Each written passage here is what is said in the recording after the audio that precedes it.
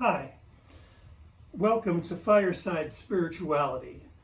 My name is Greg Stewart, and I'm the interim minister at Hope Unitarian Church in South Tulsa. I welcome you here today. We are going to reflect and renew ourselves for the next few minutes. I will light the Unitarian Universalist chalice, symbol of our living faith.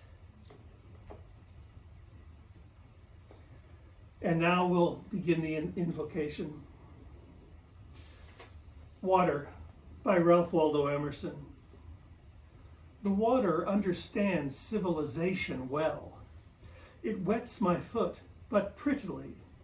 It chills my life, but wittily. It is not disconcerted, it is not broken-hearted. Well used, it decketh joy, adorneth, doubleth joy. Ill used, it will destroy, in perfect time and measure, with a face of golden pleasure, elegantly destroy.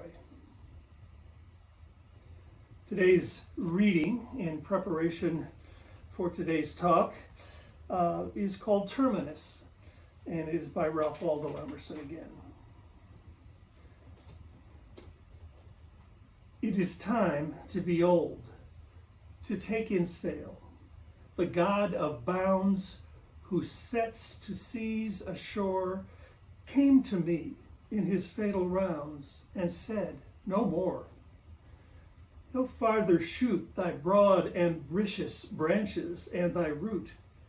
Fancy departs, no more invent. Contract thy firmament to compass of a tent. There's not enough for this and that. Make thy option which of two? Economize the failing river, not the less revere the giver. Leave the many and hold the few. Timely wise accept the terms, soften the fall with wary foot. A little while still plan and smile, and fault of novel germs mature the unfallen fruit. Curse, if thou wilt, thy sires, bad husbands of their fires, failed to bequeath the needful sinew, stark as once, the baresark marrow to thy bones, but left a legacy of ebbing veins, inconstant heat, and nerveless reins. Amid the muses, left three deaf and dumb. Amid the gladiators, halt and numb. As the bird trims her to the gale, I trim myself to the storm of time. I take the rudder, reef the sail, obey the voice at eve, obeyed at prime. Lowly, faithful, banish fear. Right onward, drive unharmed. The port, well worth the cruise, is near, and every wave is charmed.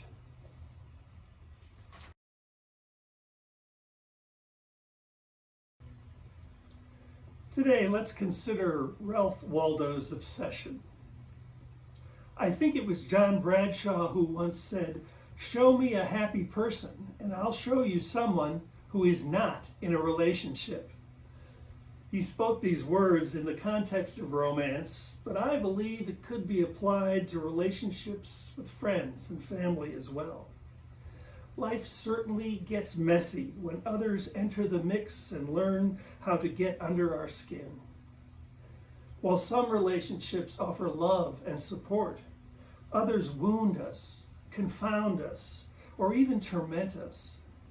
Most often, our relationships, if they are at all authentic, treat us to both love and torment, to which we reciprocate in equal measure.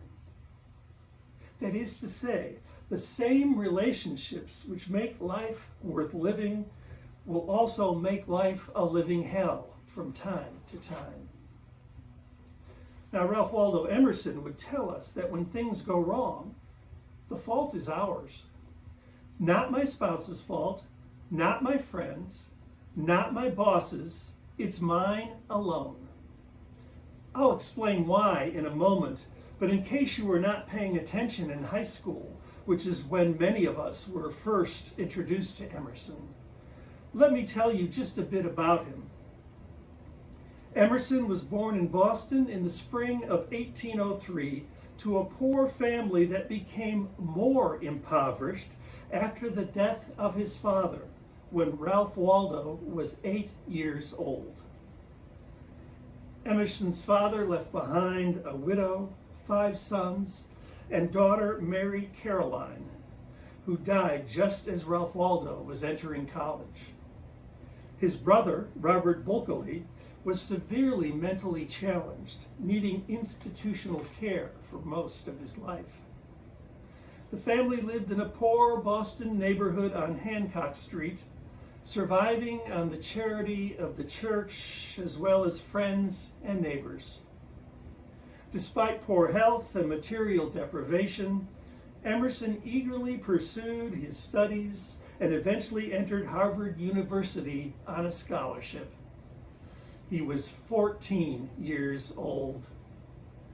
He had known hardship, poverty, disease, hunger, loss, injustice, and would have had every reason to give up on life or compensate with greed to get what fate had denied him. Folk would have understood. But the young Emerson knew something that eludes most of us.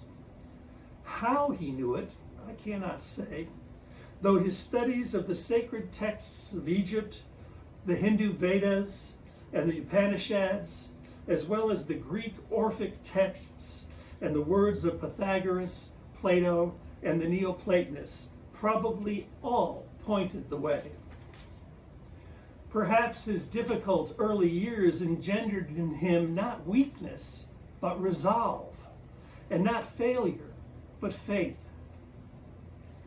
Have you ever noticed that some people seem to ride out the crises of life with dignity and determination, while others become so overwhelmed by their circumstances that they are controlled by them? How some of us use calamity to grow stronger as human beings, while others cannot seem to learn from suffering? That some of us are comforted by what we have and others by what we lack? Yes, Ralph Waldo knew something that eludes most of us. So do those who have learned to make a way out of no way when the road of life is fogged in or altogether blocked. What Ralph Waldo knew is this, that everything we need in life we already have.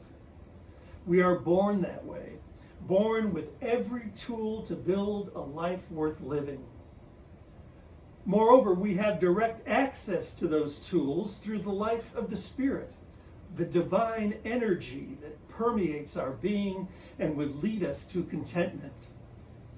This energy is not found somewhere out there in the inspiration of arts and letters or the institutions of church and state. It isn't the byproduct of material wealth.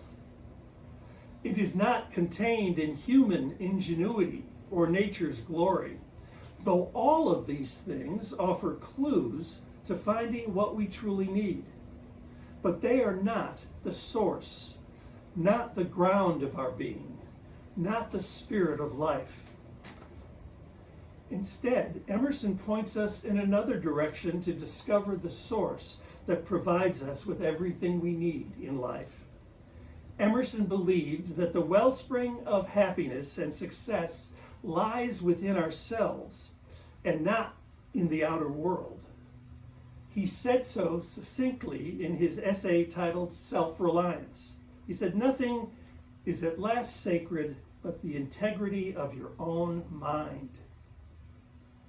He goes on to explain, "He who knows that power is inborn, that he is weak because he has looked for good out of himself and elsewhere, and so perceiving, throws himself unhesitatingly on his thought, instantly rights himself, stands in the erect position, commands his limbs, works miracles. Of course, Emerson is not referring to the external powers of money, position, or physical strength. Instead, he speaks of an inner source of empowerment by which we become the heroes of our own lives rather than victims. It is the truth within ourselves where divinity commingles freely with fallibility, and not from edicts on high, that enables us to live victoriously in a world bound for defeat. Some have called this power holy, while others don't find labels all that helpful. The radical revelation that the holy is still speaking, that we can know ourselves fully, and thereby have direct experiences of the divine and breathe in all that is holy, became Ralph Waldo's obsession. No one should live only by the faith of their fathers and mothers, or by the words of prophets past. How could that be genuine? Likewise, you and I must base our Unitarian Universalist faith on our own experiences and convictions and no one else's. Even for those fortunate enough to have been born into this liberal religious faith, there has to have been what Maria Harris calls an aha moment, or what theologians call a Damascus Road experience. It's good to recall your own conversion to Unitarian Universalism, that moment when the light went on and you claimed this faith as your faith. It's edifying to remember how you were changed by your early encounters with liberal religion, when its story became your story and its principles became your guideposts in life. Moreover, Emerson believed that the revelation is not sealed and that all can have the same experiences that have led some to greatness. That some do and some don't depends on the degree to which self-reliance is at play. We're all born with it, enough to last a lifetime, and life's journey provides opportunities to recognize and recover what we already have. Emerson's obsession led one scholar to declare Ralph Waldo, quote, the seer of a revolution in human self-recovery. Now it was time to spread the word. So upon graduation from Harvard, Emerson embarked on a teaching career, but quickly became frustrated with the pedagogy of his time, one that told students what to think instead of how to think for themselves. Moreover, he abhorred the testing of students, which he said only taught learners how to memorize facts and that encouraged superficial understanding. Sound familiar? Rather than go against his own beliefs, Ralph Waldo quit the classroom. In 1929, he was installed as pastor of the Unitarian Second Church in Boston, hoping the ministry would be a more fitting place to expound his views on nature, human nature, and the divine nature within all of life. But the Unitarians, not unlike all deists at the time, worshipped a faraway God and followed other believers in their mistrust of human insight. Their God was rational and remote, while Emerson's was intuitive and within. Some say it was the practice of communion that drove Emerson out of the pulpit and onto the lecture circuit. And it is easy to see why. What need did Ralph Waldo have of bread and wine to create communion with the divine? No external elements could ever develop the kind of consciousness Emerson derived from practicing self-reliance, the result of his knowledge that the realm of the divine dwells within us. In any event, Ralph Waldo left the church for the same reason he left the academy. He refused to compromise his faith or work against his own beliefs. He knew that working at cross purposes would create inner conflict and diminish his sense of self. Emerson knew that putting his accommodating self before his authentic self would eventually make him a stranger to himself. He knew that to compromise his unique personhood was to deny his own divinity. Do you ever get that feeling of loss through accommodation? I do when I laugh at a joke that is more cruel than comic, or when someone speaks aloud racism and I choose to remain silent, or when I make a purchase because everyone else has one, or when I hold back an opinion because I want to be liked and fear rejection. If I am not careful, I may create a false persona that believes one way and acts another. Which person is the real me? How will others know? Given that relationships form initially from common interests and compatible worldviews, are people gravitating to the false self, the face many of us show the world? Or are they experiencing the authentic self, the one that arises out of our consciousness and beckons us to awaken and become who we really are? Author Marion Parody calls Emerson the champion of the authentic self, promoting self-reliance in a world enslaved by the expectations of church and state. Then she explains that the Spirit of life calls us forth to self-discovery and asks each of us to look beneath the facade to the divine and magnificent essences of our being, our true beings. She asks us to do the work we were meant to do, say the things our hearts want to say, and live the lives our souls long to live. That's why I said at the beginning of this talk that when things go wrong, it's our fault. Emerson says in his essay, Self-Reliance, we are afraid of truth, afraid of fortune, and afraid of each other. We may prefer to become seduced by false personas we create rather than deal with reality. How can we trust our own intuition when we fear knowing ourselves, when we sabotage our own success, and when we worry about what they will think? In the same essay, Emerson states emphatically, "What I must do is all that concerns me, not what people think. You will always find those who think they know what is best your duty better than you know it."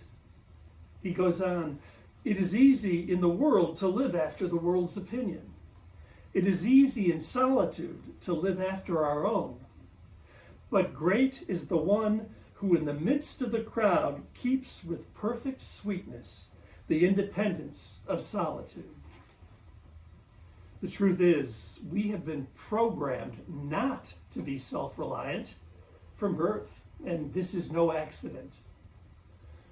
The social conformity that inhibits many of us from living our own lives rewards us when we adhere to the rules, norms, beliefs, and expectations that they have set up for us. It seems ingrained to consider what would they think, or how would they do it? No, says Emerson, this is no accident. Society always seeks equilibrium. usually by resisting change and encouraging conformity. Sensing that our accommodations are debilitating to both self and society, he encourages us to become independent thinkers, sharing our truths honestly and openly, though never cruelly or inconsiderately. Emerson expected backlash from the powers that be, for those who think for themselves are difficult to control. Krishnamurti reminds us that society can only shape and condition us through our minds.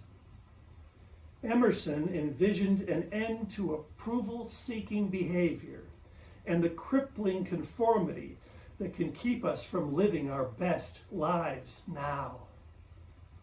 He believed we could bring about a world where authority and power exist first and foremost within each of us, instead of within society. Emerson knew that when we ignore our own leanings, we have very little to give anyone, especially society. For what we repress eventually resurfaces with greater power to distort our perspective and damage our psyches. Consider how much of our anger is of oppression, repression, and not being true to ourselves.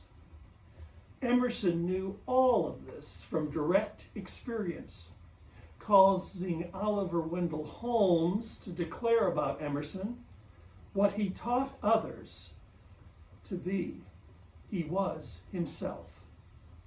What he taught others to be, he was himself. Oh, that it will one day be said of each of us, as individuals and as Unitarian Universalists, what they taught others to be, they were themselves.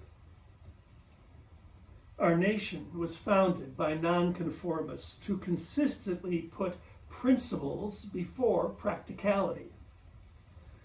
Our religion names martyrs who, when facing the crowd of persecutors, echoed with the prophet saying, "Here I am, send me," even to the gallows. What is it like to believe in oneself so much that even death avails no fear?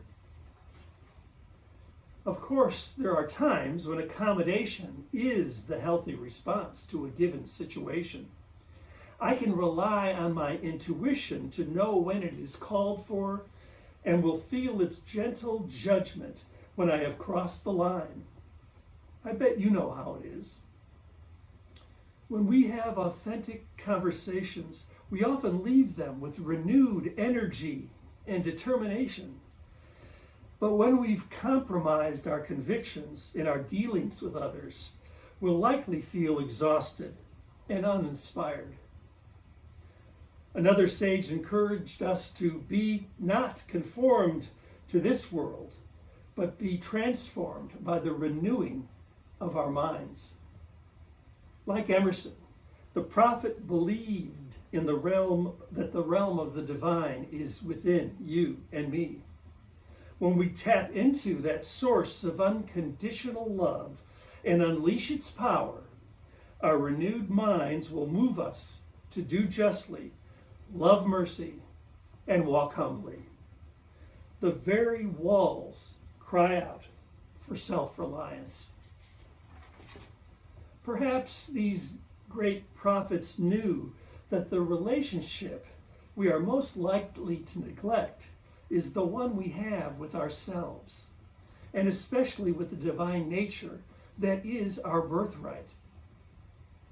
Emerson writes again in his essay, Self-Reliance, "As soon as man is one with God, he will not beg. Connected to the source within, we realize we already have everything we need."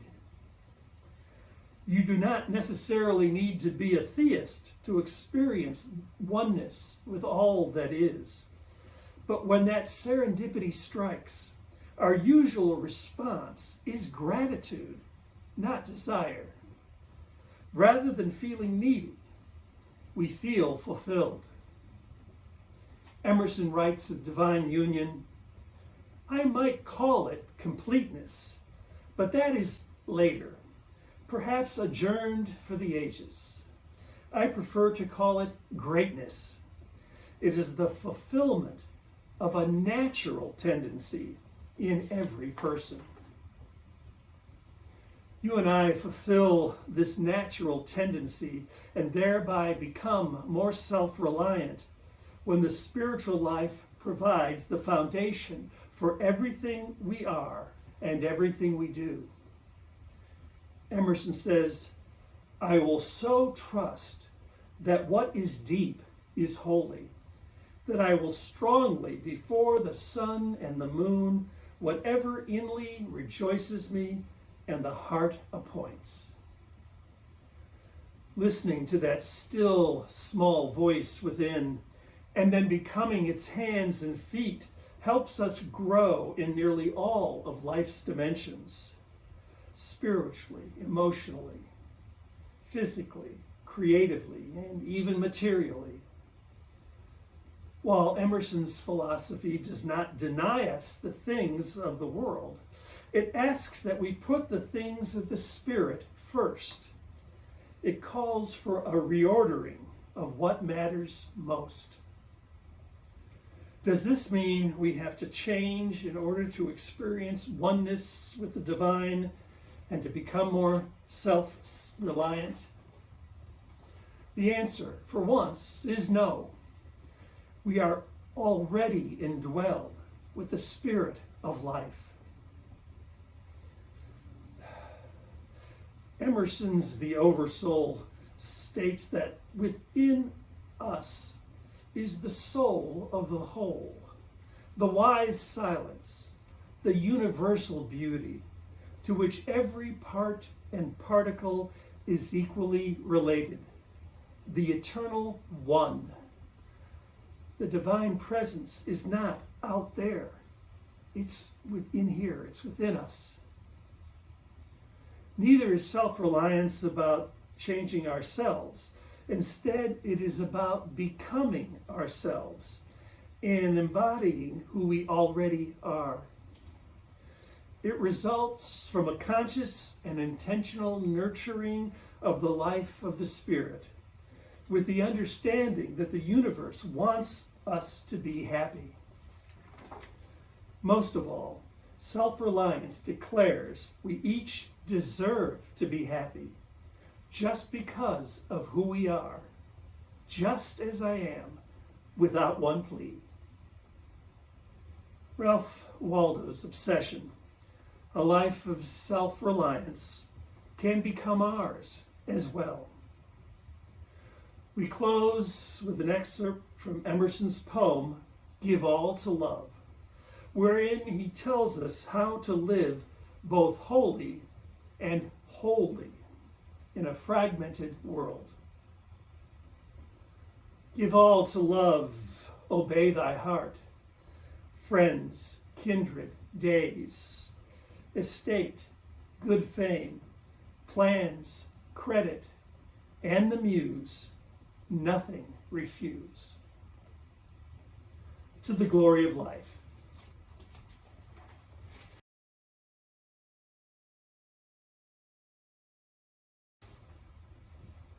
I will extinguish our chalice for today and encourage you to take the light with you. Our benediction is from the introduction to Emerson's essay, The Oversoul. Space is ample east and west, but two cannot go abreast, cannot travel in it two. Yonder masterful cuckoo crowds every egg out of the nest, quick or dead, except its own. A spell is laid on sod and stone. Night and day've been tampered with, every quality and pith, surcharged and sultry with a power that works its will on age and hour. Go in peace and be a blessing. We'll see you next time.